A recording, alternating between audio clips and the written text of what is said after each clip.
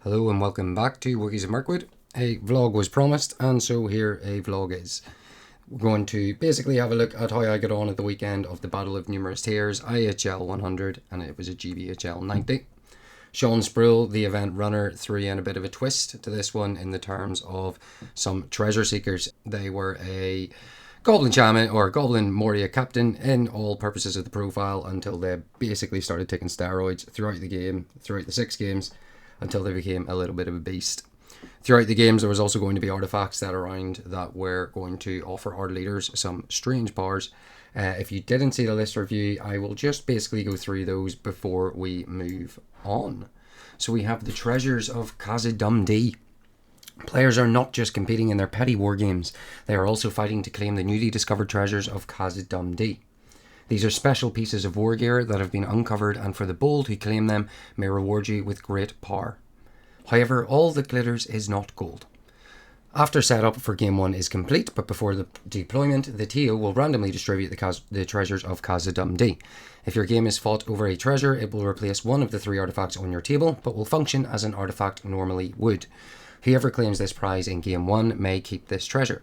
The treasures are special, indestructible pieces of war gear with additional rules. They must be given to your leader to wield, and indeed, they will not be keen to share their new wealth with anyone else. In the subsequent 5 games of the tournament, they will wield the powers of these treasures and fend off the covetous leaders of the other armies. Should your leader be slain in the game, the treasure will be lost to your army and is claimed by your opponent, who should feel free to gloat and immediately equip their leader with their new treasure. If their leader has been slain before this moment, they may still claim your treasure, but must wait until their next game to wield its powers.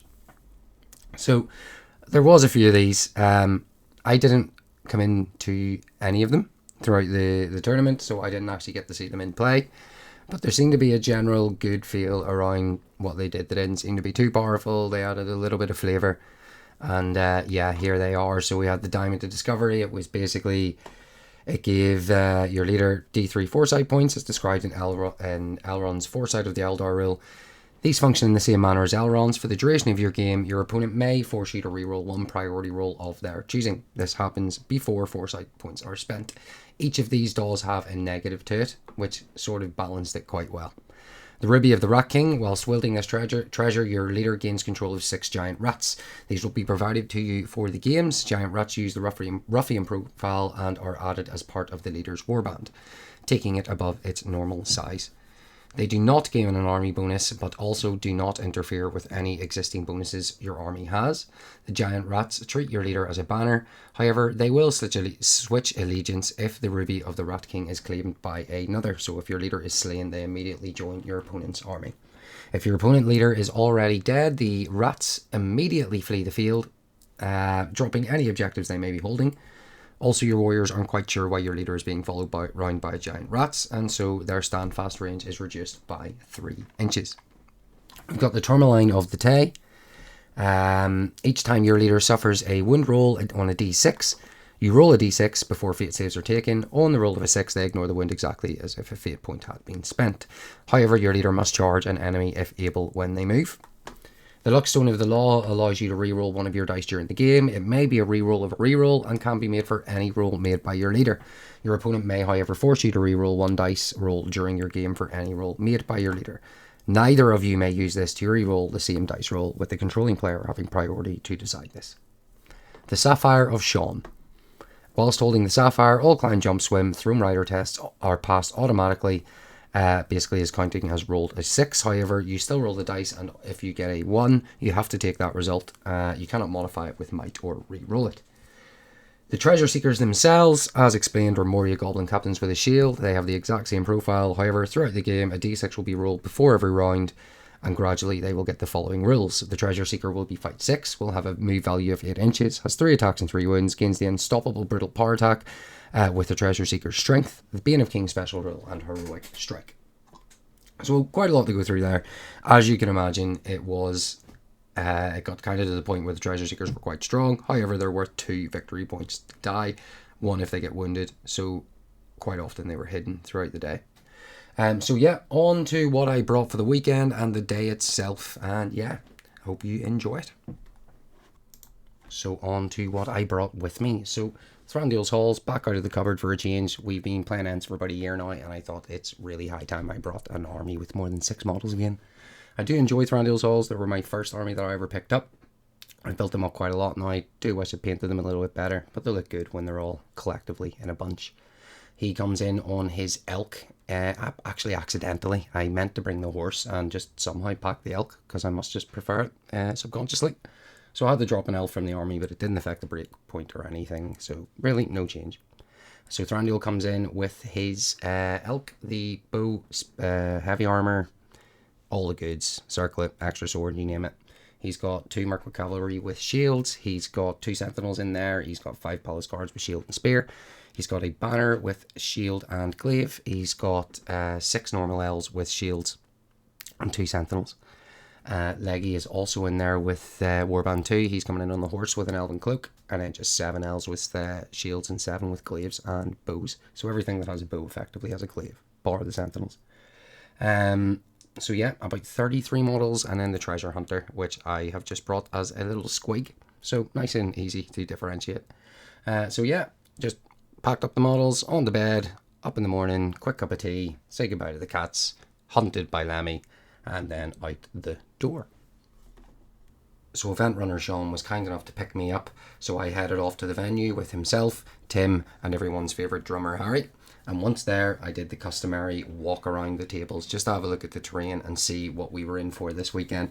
Sean did manage to bring a couple of tables of his own, and then we had the typical ED terrain. So we did have a nice run of boards, and we also had another room being used. Nice little room for the bottom tables, where I spent the high majority of my weekend.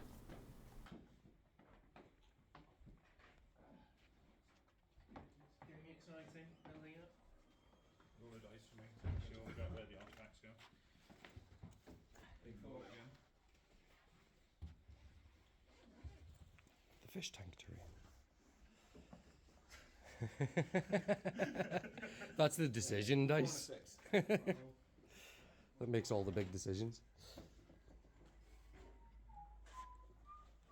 There's tables set up in the conference room today, which I think I've never seen that, and it just looks like quite a nice place to play. Nice and cool with So it was time for game 1. We played Seize the Prize, a bit of a change to Seize the Prize in this one. Instead of the standard 1 objective, we had 3. Each one was worth 2 points. You got another extra point if you managed to get all of those into your opponent's board half or all of them off the table. They were only worth 1 point each if they remained in your half of the board. So I drew Ivan and his 46 model deal list, I think it is. Really exciting because generally speaking you don't see deal a lot at the tables, and deal don't win tournaments, right? Right? But sure. So yeah, it was a really, really good game. I pushed up, tried to get the objective quickly. We both deployed and got to the objective at pretty much the same time. Main difference being Ivan managed to pick up his and I didn't manage to pick up mine. Once he got it, it was pretty much a case of him burying them. I just couldn't get at him. Ended up being a bit of a Benny Hill moment of just owls running around a piece of terrain after one of the guys with the objective, and then the river in the middle just made it so much harder to try and sort of cover it off. I just ended up pushing my army back once he had it, tried to stop him pushing them off the table, hopefully try and keep it in his side of the board. But yeah, I just couldn't hold him back. Anyone that knows Ivan knows that he's a very, very good player, but it didn't stop him making it a really, really good game and something I actually really enjoyed. So seeing Dale on the table was cool, and yeah, thanks very much for the game, Ivan. That was a good way to kick off the weekend. And as lunch rolls around in game day 1, we had the best painted competition. Some really good painted armies at this event. The competition level was quite high. Everyone set them out and we got a nice look around them. And I decided to record some lovely background music just for the occasion. So I hope you enjoy.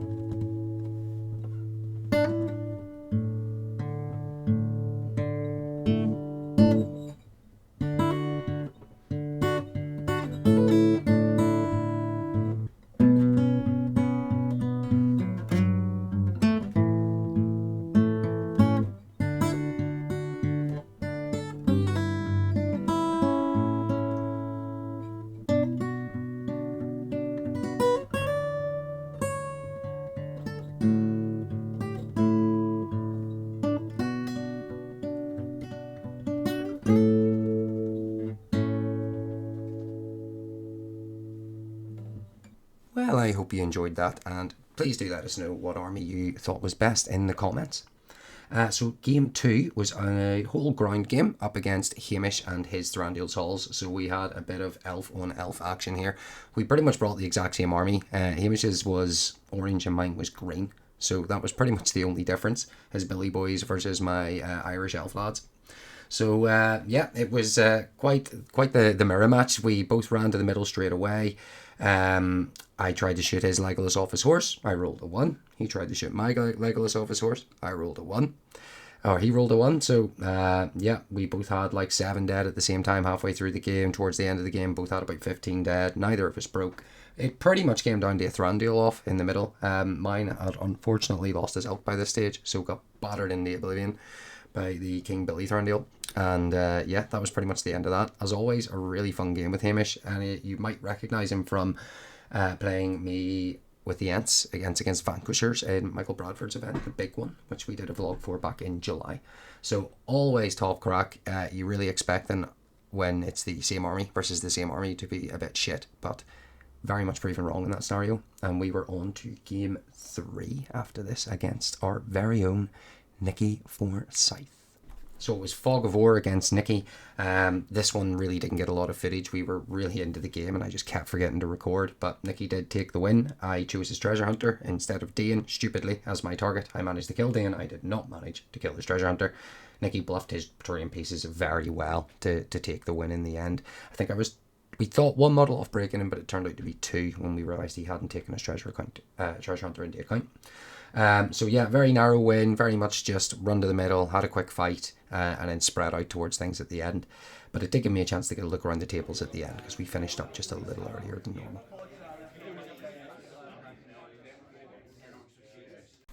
And before you know it, it's game day 2. My first game on game day 2 was up against Tim and his dwarves. I think we both had 33 to 34 models each. So pretty well matched up. Elves versus dwarves is always fun. It was capture and control, and I have not seen worse rolling from 2 people in my life of gaming. It was still a good crack. It sort of evened out towards the end. I think it was the only time I got tabled in the whole tournament. So it started off well. It was sort of tit for tat, and then Tim just fucking smashed me. Yeah, fair play to you, Tim. It was good crack. We were in the nice little room in the back. I enjoyed it a lot. Some lovely painted models as well. But yeah, that brought me into game 5 with 4 defeats for the weekend. So game 5 was up against Stevie McChrystal. I think it was Destroy the Supplies. Stevie is a very new player. He's brought the Return of the King Legendary Legion with all of the heroes. And I just knew this was going to be a riot from the word go. Me and Stevie laughed so much during this game, I think the whole tournament was looking at us. He managed to shoot one of my elves off a horse. I succeeded in rolling the expert rider test, but we thought, fuck it, let's roll it again. He's an expert rider. He got a 1, landed in the river, but unfortunately failed to drown. So we just kind of wanted the drown one after that. I did manage to win this game. Stevie just fucking gun-hoed Aragorn straight down. Took quite a few bow shots, and he was taken down pretty quickly after that. And then it was just a case of just having a bit of a scrap at that stage. I think I fed him a little bit too much, and in the end he might even have pulled it back, but I got all the supplies with my cavalry. But otherwise, top game, and thanks again, Stevie. I think we're going to have a lot of fun playing in future, because that was some serious laughing. So my final game of the day was against Stephen Tennyson of Mid-Ulster Gaming Club. Like Stevie, he's a very new player. He's just starting to dabble in Lord of the Rings now. He brought along Thranduil and Dean, but without the extra sword in Contest of Champions, it was a bit of an uphill climb for him. I killed quite a few of his troops before killing his Thranduil. In this special version of Contest, you then pass the baton on to one of your next heroes. He got Dean. Dean did clean up quite a bit, but just not enough to get the win in the end. It was the last game of the day. I don't think anyone really cares by that stage. We just wanted to crash our armies together, roll some dice, and have a bit of a laugh. Stephen also brought his son Joseph along, who picked up Sauron for the last 2 games of the day, I believe. So hopefully he enjoyed himself there, as well as being our dedicated dice roller for the Treasure Seeker's abilities. So after this, we're just going to have a quick look at the Treasure Seeker, so you can have a look at what everybody brought along with them. Some Indiana Jones is there, one of my personal favourites. Kilbo, another great one. and of course Hamish's winning one, which was the 3-in-1 treasure chest. After that, we had some announcements from Dave Murphy for the IHL results of last year, and then Sean, of course, handed out the prizes for this event.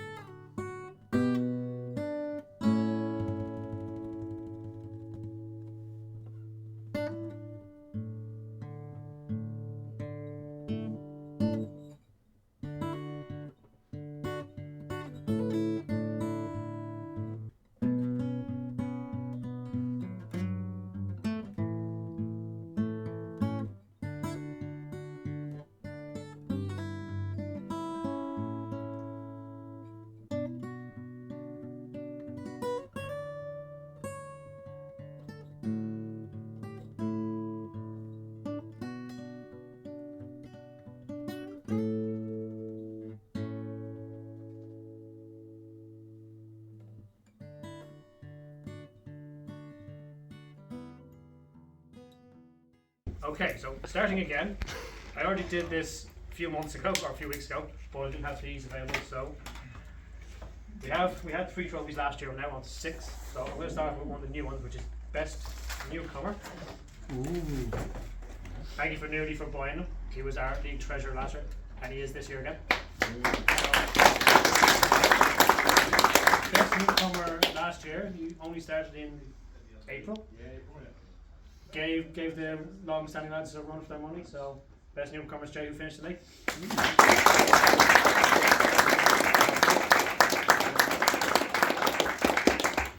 Here's the box. Cheers.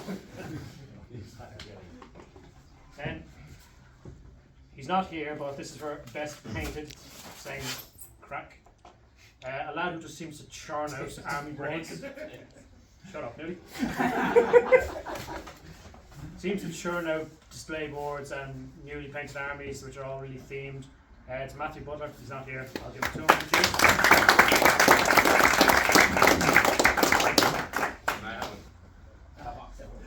You cannot have it. Yeah. You will never have it. Then, so didn't have as many of these as I would have liked last year, but this is our favourite opponent because I don't want the league to always be about competitiveness. It's an amateur league at the end of the day. It's all about having the fun. So, because all us Irish seem to hate each other, Chris Murphy won. It's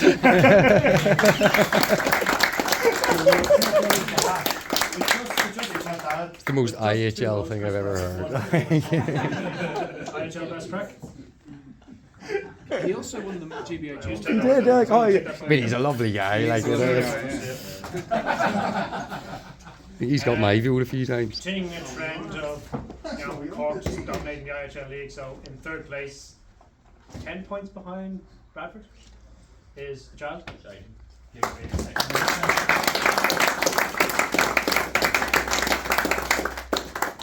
go. It's fine. Oh no handshake for me. That's fine. You're walking home now. That's fine.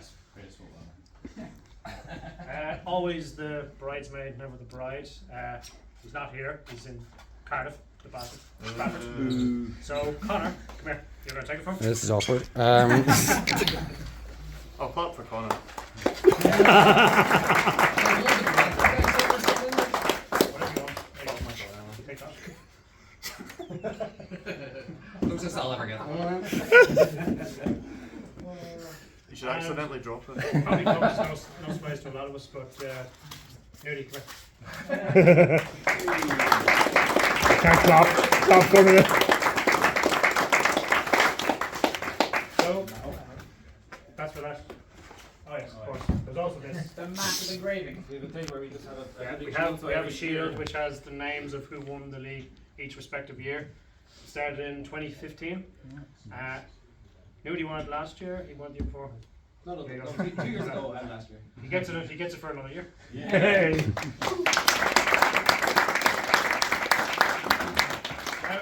Sean do his shit.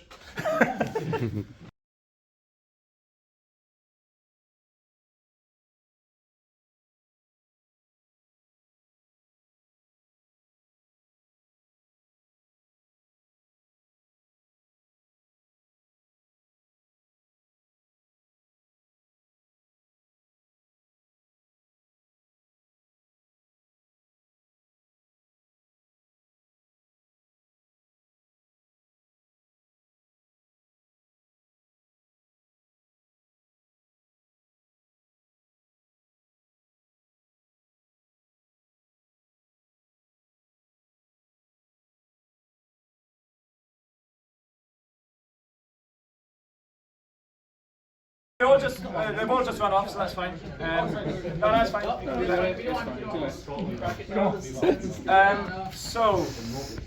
We'll quickly run through the hobby prizes. So, players' vote for favourite treasure seeker went to Hamish. Thank you, Dave.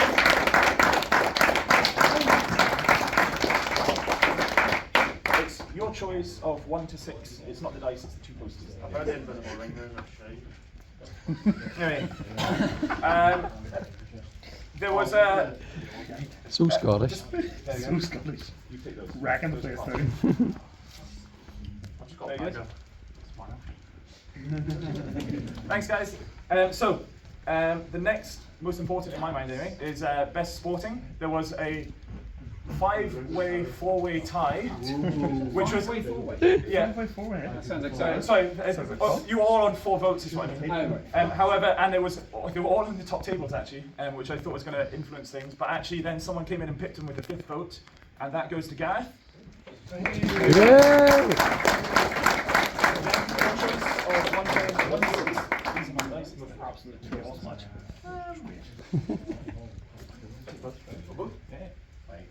Fantastic. Well done.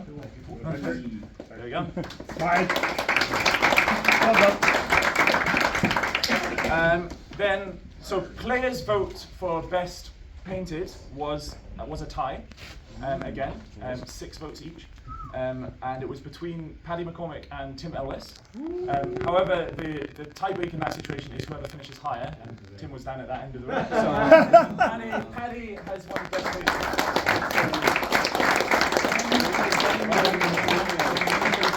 Fucking legs out too.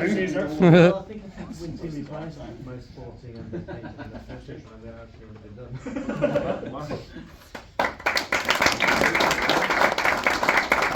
However, there was a second best painted, which was for Tio's choice for favourite army, which goes to Tim Ellis.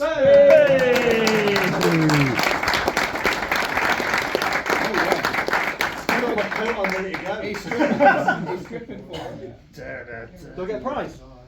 Oh shit, brilliant!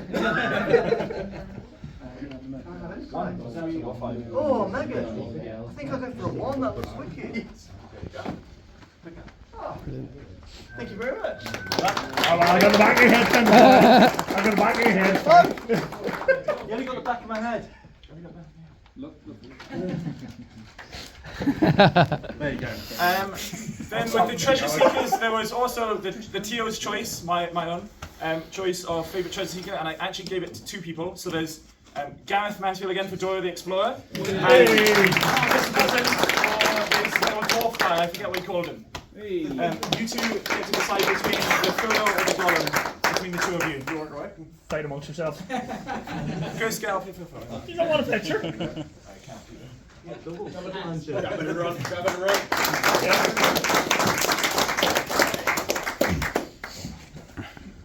We're not giving out a prize. 1, 2, 3, 4. This is where he says Tim gives you prize back.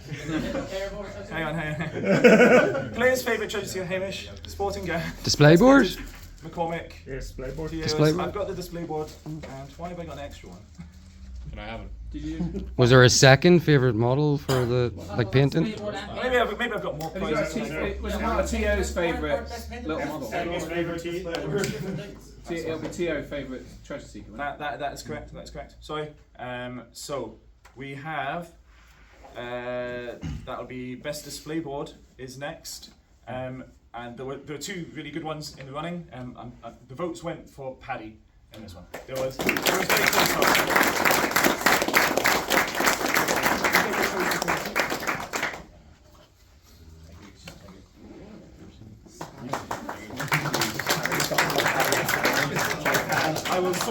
two actually, because one of you can get that and one of you can get the two of them together. So, onto the podiums. Fortunately, Connor got beat, so there was a big tie towards the end of the game again. There were 4 players on the position. So, announcing second and third place together, because they were tied. Not only were they tied on the first VP, it then got broke on the second VP, which came down to the most treasure seekers killed.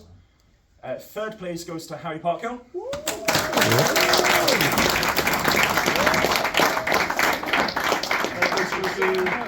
Thank you.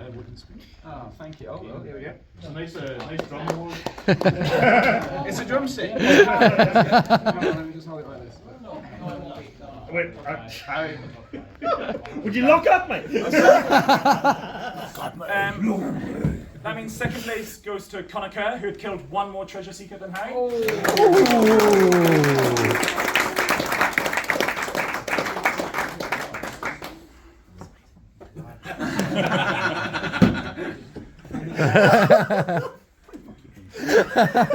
Which means our champion is Ivan,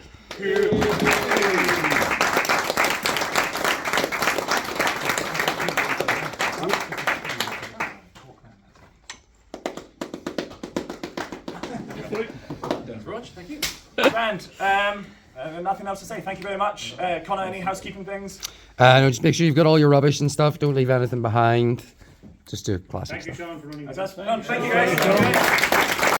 Well, folks, that's everything for this weekend, and I hope you enjoyed it. We are planning some upgrades to the channel over the next coming months. If things have been a bit quiet over the last year, hopefully that is about to change. So yeah, keep an eye out, and hopefully we'll see things come into the channel very, very soon. Until then, take care, stay safe, and happy gaming.